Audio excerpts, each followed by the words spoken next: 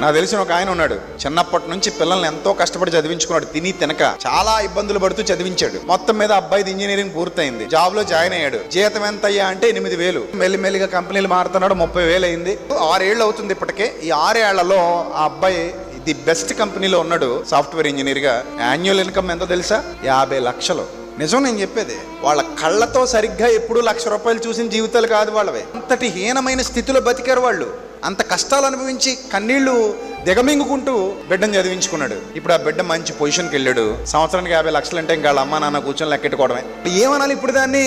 ఒక రకమైన అనుగ్రహైశ్వర్యం అనాలి అంతే. అప్పటి వరకు పెళ్లికి పిలవనేళ్ళు ఇంటికి వచ్చి మరీ బొట్టు పెట్టి అక్క మీరు దగ్గరుండి జరిపించాలని అంటారు. ఎందుకు అన్ని దగ్గరుండి ఎందుకు జరిపించాలి? 50 లక్షలు వస్తున్నాయి కాబట్టి సంవత్సరానికి. అప్పటి వరకు పిల్లలేమని అన్నోళ్ళు అసలు మేము చిన్నప్పుడే అనుకున్నాం వీడికి ఇద్దామని అంటారు. డబ్బులు ఏమనుకోండి దగ్గర కూడా రారు.